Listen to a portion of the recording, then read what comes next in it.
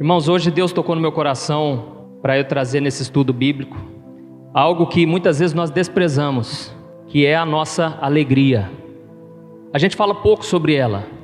Nós falamos mais sobre persistir, perseverar diante das lutas. Nós falamos mais sobre vencer os obstáculos, mas muitas vezes nós não falamos sobre como ter uma alegria, mesmo diante das piores dificuldades. E nós vamos ver hoje sobre os motivos que nos roubam a alegria, as razões pelas quais a gente não consegue mais se alegrar. E nós vamos ver que a alegria é uma marca do povo de Deus. Nós somos chamados para ser um povo alegre, porque essa alegria vai ser um testemunho diante das pessoas, de que essa alegria é diferente, ela não depende das circunstâncias. É algo que Deus coloca dentro do coração daquele que crê. É algo que este mundo não pode dar, mas ela vem do céu, ela vem de Deus. E eu vou mostrar aqui para vocês algumas passagens bíblicas, algumas apenas, porque são muitas, que falam sobre alegria. A primeira está no Salmo 100, o versículo 1 e o 2. Celebrai com júbilo ao Senhor todas as terras, sirvam ao Senhor com alegria. Em Provérbios 10, 28, a esperança dos justos é alegria. Olha a importância, de nós termos a esperança, porque ela vai nos dar alegria.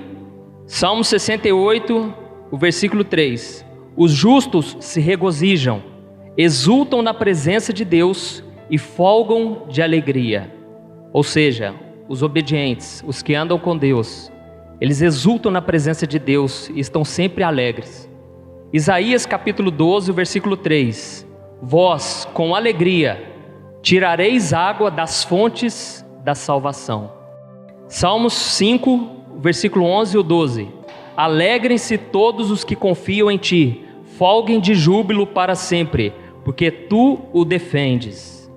Aleluia. Jesus disse lá em João 16, 24. Até agora vocês não pediram nada em meu nome. Peçam e receberão, para que a alegria de vocês seja completa. Glória a Deus. E eu queria que você abrisse comigo agora lá em Lucas, capítulo 6, o versículo 22. Bem-aventurados sois quando os homens vos odiarem e quando vos expulsarem da sua companhia, vos injuriarem e rejeitarem o vosso nome como indigno, por causa do Filho do Homem. Regozijai-vos naquele dia e exultai, porque grande é o vosso galardão no céu, pois dessa forma procederam seus pais com os profetas. Glória a Deus. Então aqui Jesus mostrou que a alegria que vem de nós, que nós precisamos ter, é uma alegria inexplicável, porque nós confiamos em algo que nós não vemos, uma recompensa que não está aparente, diante de nós. E Jesus disse aqui, quanto mais as pessoas se levantarem contra você, assim você também deve se alegrar, muito mais, porque vocês estão recebendo uma recompensa, um galardão está sendo preparado para vocês. Amém? Então aquilo que era para ser o nosso fim com Deus, às vezes é só o começo. Você se torna mais forte. Quantas vezes a perseguição trouxe um avivamento, Porque é através dessas lutas que nós abrimos os nossos olhos espirituais. Ou melhor, Deus abre os nossos olhos. E nós começamos a ver algo que antes a gente não via. É por isso que muitas pessoas não receberam ainda essa alegria, porque ainda não decidiram assumir um compromisso com Jesus. Porque na hora que você decidir andar fielmente a Jesus, pode preparar, as pessoas vão se levantar contra. Mas você vai descobrir uma vida que a Bíblia diz que é uma vida que estava escondida. Você só vai descobrir essa vida se você primeiro morrer para a sua vida terrena. Se você abandonar a sua antiga vida, a sua velha natureza, para andar nos caminhos de Deus. E eu sei que quanto mais a gente vai andando com o Senhor, o inimigo se levanta, O próprio Deus também, Ele nos disciplina, e nós passamos mesmo por muitas lutas, mesmo fazendo o certo, Uma coisa que eu tenho aprendido é que quanto mais, mesmo que você seja uma pessoa fiel a Deus, você vai passar por muitas lutas, não tem como. Você pode fazer tudo certo, porque às vezes a gente pensa, se eu fizer alguma coisa errada, aí eu vou colher, aí eu vou passar por lutas. Mas às vezes mesmo fazendo o que é certo, as lutas vão vir de qualquer maneira. Então, como nós podemos viver uma alegria, né? Diante dessas situações. É só por Deus, irmãos. É só através de um relacionamento com Ele. Porque não tem como a gente não sofrer com essas situações. É drogas na família, é violência, é desunião, indiferença, falta de amor, falta de perdão, tantas coisas que acontecem dentro da nossa casa às vezes, e nós precisamos encontrar essa alegria, né, que já está dentro de nós. E quando nós vemos no Antigo Testamento, nós vamos ver que Deus queria muito que o seu povo fosse um povo alegre. E nós vamos entender o porquê o povo não conseguia suprir essa carência de Deus, essa necessidade de Deus, de ver o povo alegre. Nós vamos ver que, em certo momento, o povo de Israel, eles estavam vivendo em desobediência. Eles começaram a não obedecer aos mandamentos de Deus e começaram a viver da sua própria maneira. E por causa disso, eles receberam muitas maldições. Eles se tornaram escravos, passaram fome, sede, mas nós vamos entender a razão, e o próprio Deus mostrou isso para eles. Abre comigo lá em Deuteronômio, capítulo 28, versículo 45. Todas essas maldições vieram sobre ti, e te perseguirão, e te alcançarão, até que sejas destruído, porquanto não ouviste a voz do Senhor teu Deus, para guardares os mandamentos e os estatutos que te ordenou. Serão no teu meio por sinal e por maravilha, como também entre a tua descendência para sempre, porquanto não serviste ao Senhor teu Deus com alegria e bondade de coração, não obstante a abundância de tudo. Aqui nós vemos o Senhor explicando que aquelas maldições iriam continuar, porque o povo estava desobediente. Então, o primeiro momento aqui nós vemos que é porque eles estavam vivendo no pecado. Eles queriam viver as coisas do mundo e viver as coisas de Deus. E por isso as coisas não davam certo. Por isso eles não tinham a bênção do Senhor. Mas aqui no versículo 47 nós vemos que é porque eles não estavam servindo a Deus com alegria e com bondade no coração. Então olha a importância de nós vivermos todos os dias renovando a nossa alegria na presença de Deus. Eles eram um povo ingrato. E para quem é pai, a gente sabe o tanto que é difícil, né? Às vezes você dá um presente caro, às vezes um presente muito bom. Muitas crianças não poderiam ter condições, a criança vai lá, menospreza, ou por qualquer coisinha fica fazendo birra, né? Fica reclamando. Então, nós vemos o quanto isso nos entristece. Imagina o coração de Deus, saber que Ele nos dá de tudo em abundância, e muitas vezes nós não reconhecemos. E aqui me traz à memória aquela história do filho pródigo. O problema daquele filho era a sua cegueira espiritual, porque ele era feliz, ele não sabia. Ele já estava na abundância, ele já tinha tudo o que precisava e muito mais, mas ele não enxergou isso. Por quê? Porque ele apenas ficou olhando o exterior, ele ficou olhando as coisas de fora, as pessoas lá no mundo, talvez pessoas que ele conhecia, que viviam curtindo a vida, e ele estava lá, né? Às vezes nós aqui ficamos dentro da igreja buscando a Deus e vemos as pessoas lá fora, parece que tudo dá certo para elas, e nós começamos a ficar cegos espiritualmente. Não conseguimos mais entender que somos felizes de verdade, e eles lá fora é que estão presos no pecado, são escravos do pecado. Mas nós que estamos na vontade de Deus, nós somos livres. Então muitas vezes o problema é a cegueira espiritual.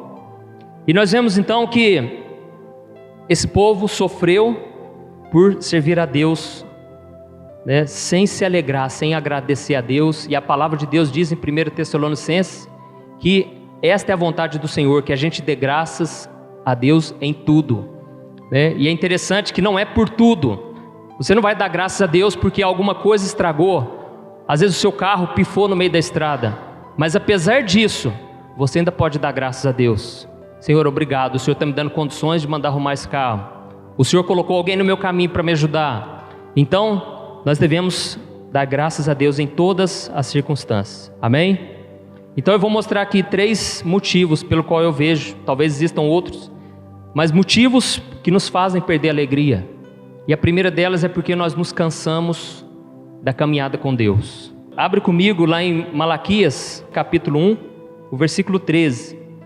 Nós vamos ver que o povo caiu na rotina, estavam acostumados a prestar culto a Deus. E por isso eles faziam de qualquer jeito. E os cultos eram sempre muito chatos. Nada mudava, nada acontecia. Olha o que está escrito. E dizeis ainda, que canseira, e me desprezais, diz o Senhor dos Exércitos. Vós ofereceis o dilacerado, e o coxo, e o enfermo. Assim fazeis a oferta. Aceitaria eu isso da vossa mão? Diz o Senhor. Então aqui nós vemos que o povo de Deus, eles sacrificavam os animais como era uma ordem de Deus, mas eles ofereciam os piores animais que tinham. Eles davam o resto para Deus. Então eles sacrificavam os animais doentes, os fracos, os aleijados, aqueles que não prestavam para mais nada. E quantas vezes nós também damos aquilo que não nos faz falta? Damos talvez a última opção, o último recurso que nós temos, né? Nós deixamos para orar só quando tudo já estragou, quando tudo já deu errado. Porque enquanto ainda tem uma esperança, nós agimos do nosso jeito, não confiamos em Deus, tentamos resolver as coisas da nossa maneira. Os sacerdotes naquela época, eles não faziam nada se não fosse para receber um lucro, ter um lucro financeiro. E se você abrir aí comigo, passa uma página aí, Malaquias capítulo 3, o versículo 14. Olha como é que era o pensamento deles, daquele povo naquela época. Vós dizeis, inútil é servir a Deus. Que nos aproveitou termos cuidado em guardar os seus preceitos e em andar de luto diante do Senhor dos Exércitos? Ora, pois nós reputamos por felizes os soberbos. Também os que cometem impiedade prosperam. Sim, eles tentam ao Senhor e escapam. Então essa era a mentalidade deles, né? Eles sempre olhavam lá para fora. A grama do vizinho era a mais verde. E eles então pensavam, não está adiantando de nada. O que está adiantando eu estar na presença de Deus? Eu buscar a santidade, eu renunciar ao pecado, eu viver tantas renúncias na minha vida, porque parece que nada está mudando. Então nós nos cansamos, simplesmente, né, jogamos a toalha. Nós desistimos de querer lutar e começamos a oferecer o nosso pior para Deus, né? Começamos a entregar de qualquer maneira e começamos a viver também uma vida de pecado. Então, essa é a maneira. E aqui é interessante, aqui no versículo 15, diz assim, porque nós os reputamos por felizes os soberbos, também os que cometem impiedade prosperam. Sim, eles tentam ao Senhor e escapam. É aquela mesma história que eu falei. Nós olhamos as pessoas lá fora, o ímpio prospera e parece que o justo vive no sofrimento. E nós devemos entender uma coisa, gente, que a gente sempre pensa que o rico, ele é mais feliz. A gente pensa que aquela pessoa que não tem que preocupar em pagar a conta, ela é mais feliz. E às vezes o pobre, a luta dele é por comida, é por pagar uma conta que seja de R$15, uma coisa mínima. A gente pensa que esse aí está sofrendo. Mas deixa eu te falar uma coisa. O pobre, os sofrimentos dele às vezes são muito menores do que o do rico. Porque o pobre, ele está pensando ali na agora, né? Nossa, eu não tenho com que pagar essa conta. Mas o rico, às vezes o problema dele, ele não tem amigos de verdade, tem pessoas interesseiras à sua volta. Às vezes o rico sofre, né? Como foi com o pai do filho pródigo, né? Ele sofreu porque o filho pediu herança antes da hora. E naquela época era uma blasfêmia, é como se desejasse a morte do seu pai. Então a pessoa que tem muita riqueza, a pessoa que tem abundância de tudo, às vezes ela não tem a paz que o pobre tem, que é uma pessoa mais simples.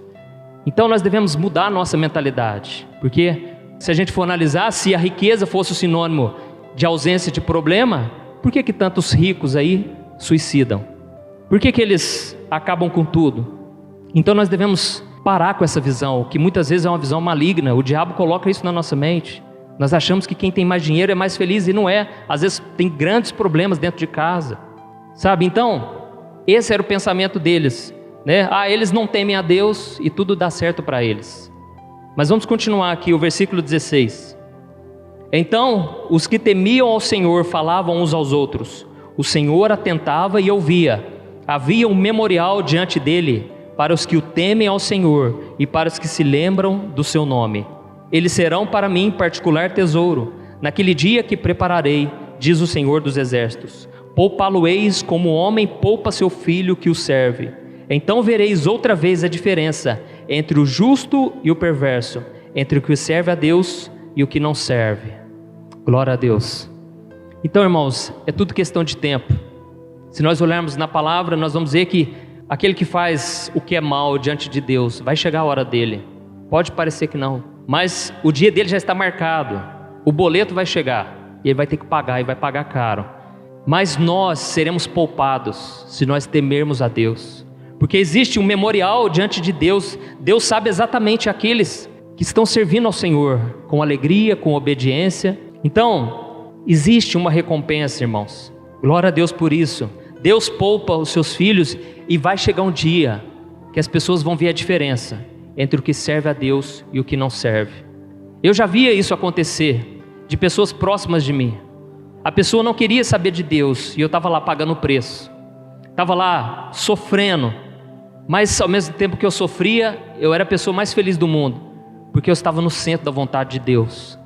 E eu me lembro que muitos deles, pensaram assim: nossa, Juninho, mas por que as coisas não dão certo? Talvez não falasse, mas pensasse. E hoje eles veem que Deus é fiel, irmãos. Então, que isso sirva de testemunho. E quando Deus te der a vitória, não é para você jogar na cara da pessoa, não é para você querer mostrar: tá vendo? Você não quis obedecer, agora olha a diferença entre eu e você. Não é para isso, mas é para que o nome de Deus seja glorificado. É para que muitos vejam e eles temam e passem a confiar em Deus, como está escrito no Salmo 40. Então, que nós possamos continuar no temor do Senhor, porque existe uma recompensa. Amém? Então esse é o primeiro motivo. Muitas vezes nós nos cansamos. E agora o segundo motivo que eu percebo é quando nós nos tornamos vítimas dos problemas. Quando parece que a culpa é sempre de alguém, nunca é nossa. Nós somos, os vitimizados. E eu queria que você abrisse comigo lá em 2 Timóteo, o capítulo 4, o versículo 16. Na minha primeira defesa, ninguém foi a meu favor. Antes todos me abandonaram. Que isto não lhe seja posto em conta. Mas o Senhor me assistiu e me revestiu de forças, para que por meu intermédio a pregação fosse plenamente cumprida, e todos os gentios a ouvissem. E fui libertado da boca do leão. O Senhor me livrará também de toda obra maligna, e me levará salvo para o seu reino celestial. A Ele glória pelos séculos dos séculos. Amém. Glória a Deus. Aqui nós vemos o exemplo do apóstolo Paulo, ele fazendo essa declaração. Eu acredito que no Novo Testamento ninguém fez mais pela igreja do que Paulo. A maioria dos livros, das cartas, foram escritas por ele. Ele foi um encorajador, um incentivador. Mas na hora que ele mais precisou, as pessoas não foram ajudá-lo. Na hora que ele foi ser julgado, ninguém foi a favor dele. Todos o abandonaram. E o que aconteceu? Ele ficou se fazendo de vítima? Ai, coitado de mim, Nossa, por que será? Por que será que Deus está fazendo isso comigo? E ele falou assim: não, mas que Deus não faça eles pagarem por isso. Eu perdoo eles, que Deus não leve em conta. E perdoar isso é você não levar em conta o que a pessoa fez. Então Paulo, ele não se vitimizou. Ele foi um homem que sofreu como nenhum outro cristão. Ele nunca abandonou a igreja. Ele sempre encorajou a união, a que o povo andasse junto, mas naquele momento ele estava sozinho. E ele falou: não, eu tenho certeza, o meu Deus é por mim. Eu posso perder tudo, mas eu não perdi a presença de Deus na minha vida. Então Paulo, mesmo assim, ele enxergou, Ele enxergou uma esperança, no meio daquilo tudo. E é isso que nós devemos ter, essa esperança, porque senão a gente começa a olhar as circunstâncias. E quantas pessoas hoje são vítimas? Eu não vou mais na igreja, porque o pastor um dia pregou uma palavra assim. Não vou na igreja porque tem um irmãozinho lá que falou tal coisa contra mim, levantaram contra mim. Então, irmãos, nós devemos tomar muito cuidado. Tem muita gente assim, dodóizinho, A geração mimimi, qualquer coisinha a pessoa já acha ruim, se sente ofendida. Então o diabo, ele usa muito essa questão da ofensa, e nós devemos vigiar para não se fazer de vítima. E às vezes é na nossa boca que a gente declara isso, porque a boca fala do que está cheio o coração. E às vezes o simples fato da gente querer contar, ficar contando o problema toda hora, para todo mundo, já mostra que nós estamos machucados. E nós estamos feridos, e não tem como você ser uma pessoa feliz assim. O próprio Paulo falou: tome cuidado para que nenhuma raiz de amargura brote no coração de vocês e contamine vocês e aos outros. Então vamos tomar muito cuidado. Eu vou ler para você aqui, eu estava olhando na internet, o que significa ser uma pessoa resiliente. A resiliência é a capacidade de um indivíduo lidar com problemas, adaptar-se a mudanças, superar obstáculos ou resistir à pressão de situações adversas, choque, estresse, algum tipo de evento traumático, sem entrar em surto psicótico, emocional ou físico, por encontrar soluções estratégicas para enfrentar os seus problemas. Então, muitas vezes a gente tem que ser assim. Aliás, sempre nós devemos ser assim, uma pessoa resiliente, que tem resiliência. Ou seja, a gente sempre enxerga uma saída, sempre enxerga uma razão para agradecer a Deus, para adorar a Deus. Nós podemos sim ficar chateados, muito feridos, mas a gente sabe que isso vai passar. Tudo na vida passa, as coisas boas e as coisas ruins também, graças a Deus. Então, você pode ficar chateado hoje, você pode ter uma mágoa hoje, mas entregue nas mãos do Senhor. Peça para o Senhor te ajudar a perdoar e não guardar mágoa, não ficar ressentido, e que você possa ter essa característica, porque o que eu percebo é que muitas vezes, às vezes a pessoa do mundo é uma pessoa resiliente, e nós que temos a palavra de Deus, temos a presença de Deus em nós, muitas vezes nós não somos dessa maneira e começamos a enxergar somente o lado negativo das coisas. Então vamos ver agora a terceira razão porque nós perdemos a alegria. É porque muitas vezes nós temos medo do futuro, medo de Deus. Quantas pessoas têm medo da presença de Deus, né? Medo de se entregar de verdade ao Senhor. E a desobediência, como eu já disse, né? Ela vai trazer esse medo para nós. Eu queria que você abrisse comigo lá em 1 João capítulo 4, o versículo 18. No amor não existe medo, antes o perfeito amor lança fora o medo. Ora, o medo produz tormento, logo aquele que teme não é aperfeiçoado no amor. Glória a Deus. Então aqui eu vejo que a única coisa que tira esse medo é quando nós entendemos o amor de Deus por nós, porque o perfeito amor lança fora esse medo. E esse medo ele vai sair à medida em que você se envolver com Deus, seja nos momentos bons, nas vitórias, mas também nas quedas, nos fracassos. Nós vemos o exemplo de Pedro. Ele estava indo em direção a Jesus sobre as águas, e ele começou a afundar, e Jesus estendeu a mão para ele. Então eu vejo que Jesus ele nos ajuda na fé, mas ele também nos ajuda na fraqueza. Nós precisamos começar a enxergar esse amor de Deus, que não nos trata segundo os nossos pecados, porque se Ele nos tratasse segundo os nossos pecados, não ia sobrar ninguém. Então nós precisamos entender que é só pela graça, e que se não for a graça para nos salvar, nada nos salva mais, amém? Então, deixe esse amor de Deus entrar na sua vida. Deus não veio para castigar. Quando Ele enviou Jesus, não foi para condenar o mundo, mas foi para salvar. Então Deus, Ele deseja estar em comunhão conosco, Ele deseja nos curar. Quantas vezes eu achava que Deus ia pesar a mão em mim, porque eu pensava, eu já conheço a palavra e eu fiz o que é errado. E hoje eu estou aqui para te dizer que Deus não tem interesse nenhum em castigar. Deus prefere que você se arrependa e mude de vida. Deus prefere que você aprenda as lições que a disciplina de Deus vai te trazer. E você então vai começar a desfrutar desse amor de Deus. Ele te quer para perto dele e não para longe.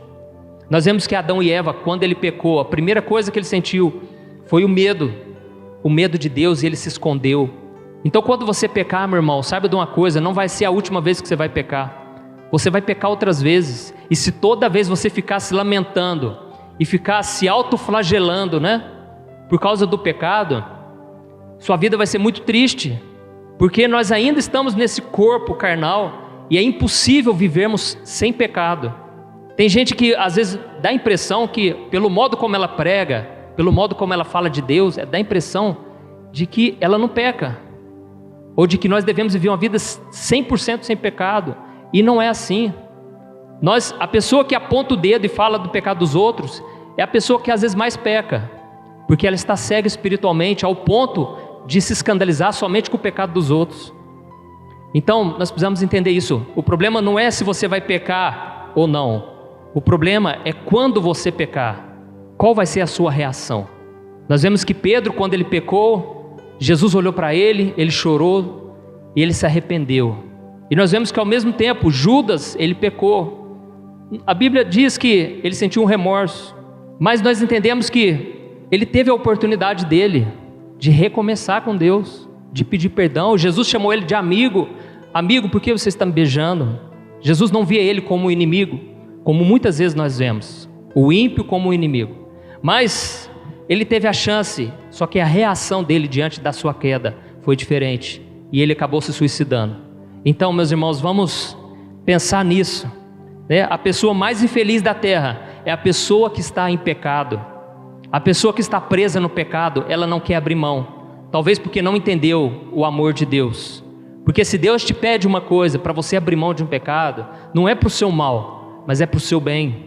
Porque Ele sabe que o pecado, ele nos atormenta, ele nos escraviza, ele nos tira o bem mais precioso que nós temos, que é a presença de Deus. Agora, olha uma pessoa que está na comunhão com Deus, pode estar passando a luta que for, é a pessoa mais feliz que tem. É a pessoa que sente a presença de Deus e está tudo bom para ela, ela está animada, ela crê que todas as coisas cooperam para o bem, ela tem bom ânimo, porque o que rouba a nossa paz, a nossa alegria é o pecado, é a nossa desobediência. Mas nós vemos que se a pessoa está na presença de Deus, ela vai sofrer. E nós vamos ver aqui, só que o sofrimento dessa pessoa vai durar muito pouco. Então olha comigo, 1 Pedro capítulo 1, o versículo 6.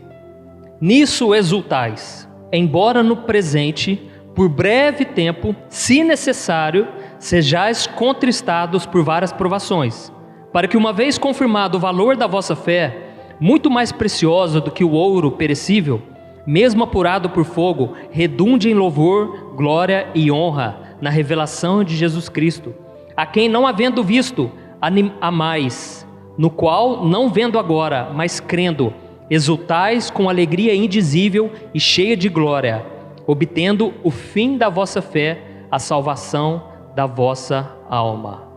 Glória a Deus. Aqui ele diz algo interessante, né?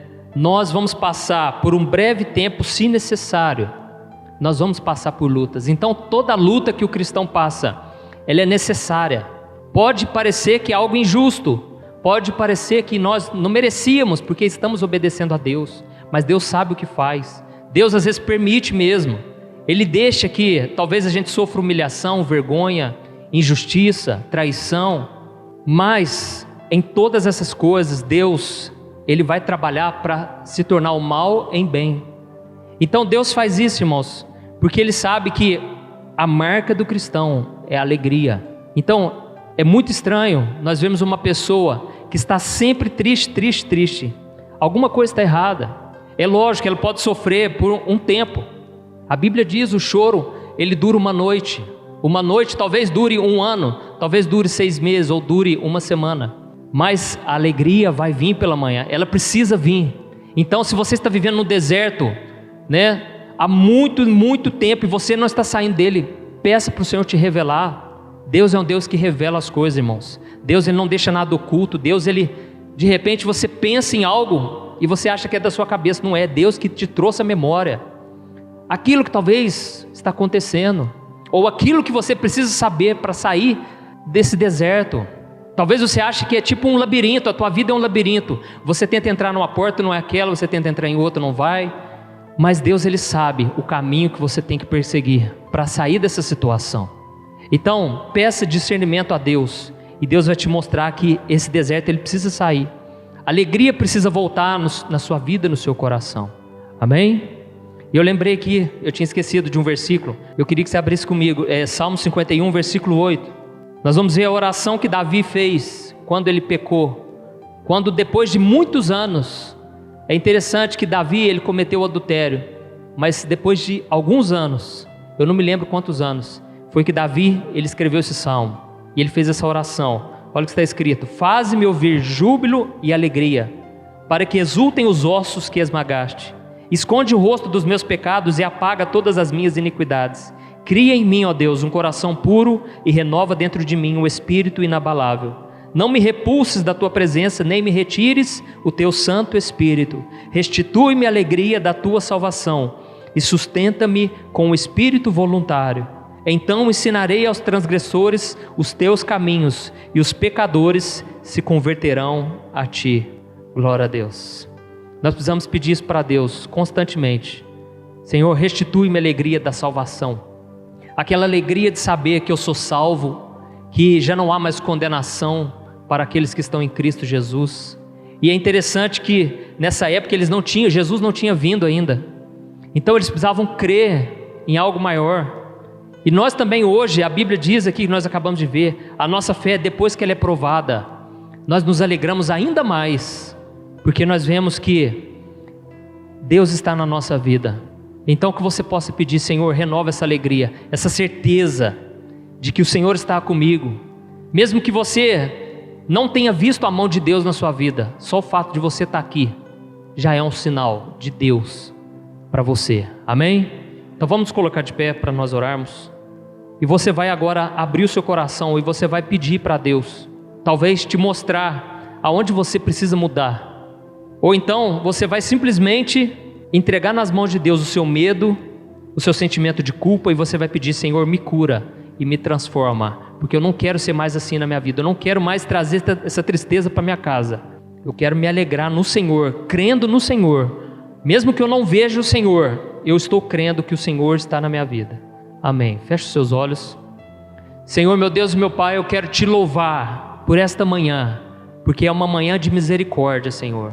O Senhor renovou tuas misericórdias sobre nós mais uma vez, e por isso não temos motivo para ficarmos nos vitimizando, para ficarmos nos lamentando, chorando, porque o Senhor é por nós e ninguém vai ser contra nós. Nenhuma pessoa, Pai, pode nos resistir todos os dias da nossa vida, porque o Senhor é por nós, e o Senhor nos chama para sermos fortes, corajosos. Oh Senhor, que o Senhor avive a nossa fé a partir de hoje, que o Senhor renove, Pai, o ânimo, o bom ânimo, porque quando temos o olhar de fé, quando enxergamos a nossa vida com fé, meu Pai, nós começamos a ver que tudo é possível para o Senhor. Nada, Senhor, é tão difícil para Ti, ó Deus, e eu te peço, resolva as nossas pendências, Pai. Mas ainda que as coisas não mudem por enquanto, se o nosso coração mudar, Senhor, tudo vai ter mudado. E eu te peço, transforma a nossa vida, Pai. Quando a gente sentir desejo de reclamar, de murmurar e de ser ingrato, tira isso de nós, Senhor. Que nenhuma amargura, que nenhuma ferida, Pai, possa atrapalhar o nosso futuro, Senhor. Por isso nós te pedimos, cura a nossa alma, Senhor, dia a dia. Que nada venha atrapalhar nas nossas escolhas, decisões. Que nós sejamos guiados pelo amor, não pelas nossas feridas, Senhor. Mas que a gente seja guiado em tudo que a gente fizer, com a intenção de glorificar o Teu nome e de louvar o Senhor. Oh meu Pai, obrigado, Pai, porque o Senhor tem nos sustentado. E eu tenho certeza, grandes coisas o Senhor fará por nós. E nós ficaremos muito felizes, mais ainda, Senhor, porque o Senhor vai agir em nosso meio. O Senhor já está trabalhando, e eu creio, o Senhor vai completar aquilo que o Senhor começou em nós. Em nome de Jesus que eu oro e te agradeço. Amém. Glória a Deus.